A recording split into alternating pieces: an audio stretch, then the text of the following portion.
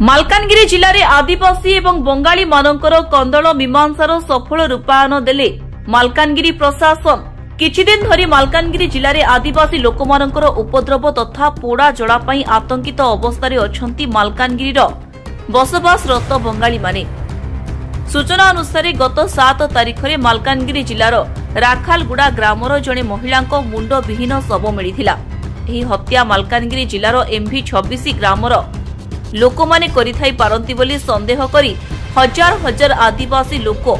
MV26 number ग्राम घरे निया लगै देथिले एवं घरर सबु आसबाब पत्र नष्ट करिबा सहित गाड़ी मोटर सबु भांगी देथिले। ग्रामर 183 घर मध्यरु 163 खंड घर रे आदिवासी लोक माने निया लगै देथिबा बेले यह मालकानगिरी पुलिस प्रशासन सम्मुखरे घटिथिबा बेले पुलिस साजिथिला नीरव द्रष्टा बोली लोक माने अभियोग करिसेंती।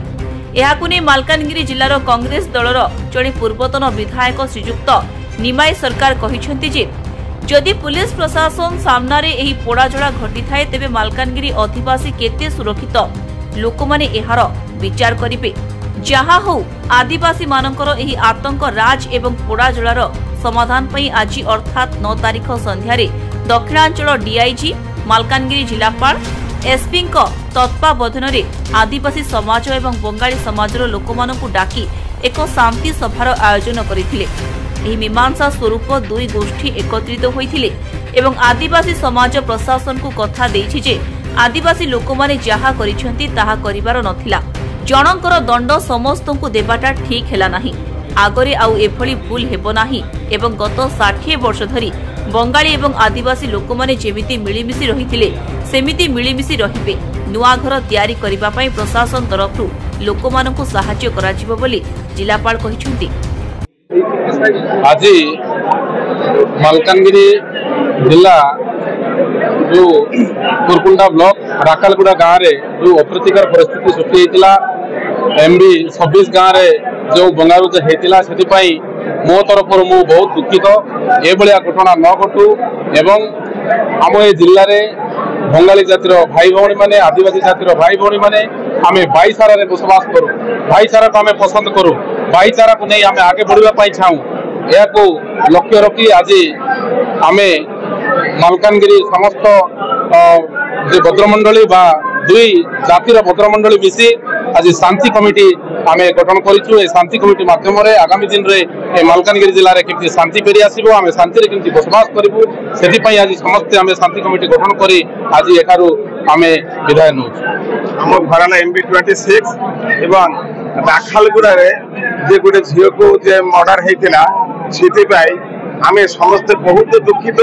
जो पूर्व सरपंच थिला मुख्य लोक 26 नंबर रो आ राखालगुड़ा जे सरपंच मुकुंद पड़ियामी से भी राखालगुड़ा मुख्य लोक प्राय 50 वर्ष धरी आमे दुई जन आदिवासी बंगाली सब समस्या समाधान करथिले किंतु एई जे दुखर परिणत जेटा जनकर जीवन गेला आमे उभय पक्ष बहुत दुखित एवं आज शांति कमिटी बसवा जुगु हमर कलेक्टर सार को सहित मु मिसेथिले एसपी डीआईजी प्रशासन तरफ आज जेते कि हमकु बंगाली एवं आदिवासी मानकर सहयोगिता माध्यम रे जे शांति कमिटी संपूर्ण भाव सुस्थ भाव आगामी दिन भी शांति रे रहिबे बोली कि समस्त सहित गोटे प्रतिश्रुति दिली एवं मने मने सब कष्ट दुख भूली जाए आम पूर्व एकत्रित भाव रही भविष्य में भी एकत्रित भाव रही कौन दिन के आम भितर आउ गंडगोल हम ना बोले आशा करुँगी वक्तव्य शेष कर गोष्ठी नहीं जो विवाद चलता माँ हत्या नहीं विवाद चलता किंतु ये आमर दुई जन बद दुई जनकर ही क्षति जेहतु से आम दुई समाज तरफ दुखित तो आम ये जो मालकानगिरी जिला हूँ शांतिपूर्ण जिला शांतिपूर्ण आदिवासी एवं बेंगली भाई मन जो शांतिपूर्ण वातावरण थिला एटा गोटे कौन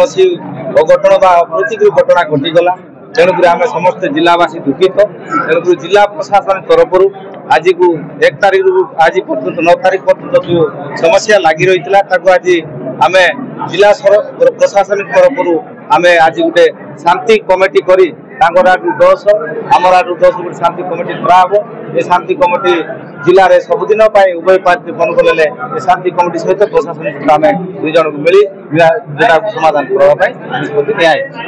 बर्तमान जो समस्या लगी रही थी से बंद हला कमिला कि नहीं बर्तमान एबे आमे जो समस्या लगी रही थिला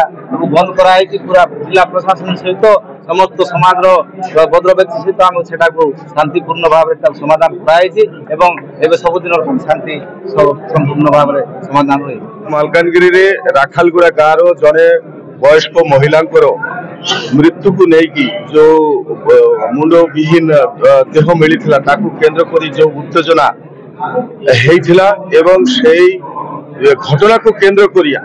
विगत दिन में एमबी 26 नंबर गाँव पर जो आदिवासी संप्रदाय तरफ जो गाँ को निया जाली दिगला लुट करागला विभिन्न धरण जो हिंसा करा घटेला तार आज जिला प्रशासन तरफ मानकर अनुरोध क्रमे आमे आदिवासी संघ महासंघ एवं आदिवासी संघ जेते अच्छा महासंघ मिसिकी आ बंगाली समाज तरफ विशिष्ट व्यक्ति माने बसिकी आमे बहुत दुख व्यक्त कलु।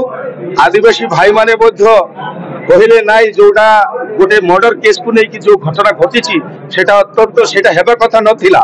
आउ से मर्डर केस को केंद्र करी जो एमबी 26 नंबर गाँव पर से जो आक्रमण कर जो निया जाला देकरी पोड़ापोड़ी होता एक्चुअली हेबा नथिले दुख प्रकाश कर ना एमती हेबा कथा नथिला आस आम शांति कमिटी करवा आगामी दिन में जमती यही घटना न हो आमे ये शांति कमिटी माध्यम रे प्रशासन को जोड़े प्रशासन सहायता नहीं ताकू बंद करमती पूर्व आगामी दिन में घटना न हो ये बार्ता आम समस्त आदिवासी भाई एवं बंगाली मान को दबा समस्त बंगाली माने जो माने आहत बा दुखित व्यथित अच्छा से बार्ता देवी बंगाली समाज सभापति हिसाब से मोर समस्त बंगाली भाई माने आपण माने दुख करंतु नाई जोटा एक्चुअली तार हाथ नाला अनफर्चुनेटली हो जाइए बर्तमान आमे बंगाली एवं आदिवासी भाई भाई हिसाब से मिसिकी आग पूर्व भाया आमे कालतिपात कर। धन्यवाद। Bureau report times 1 Odia.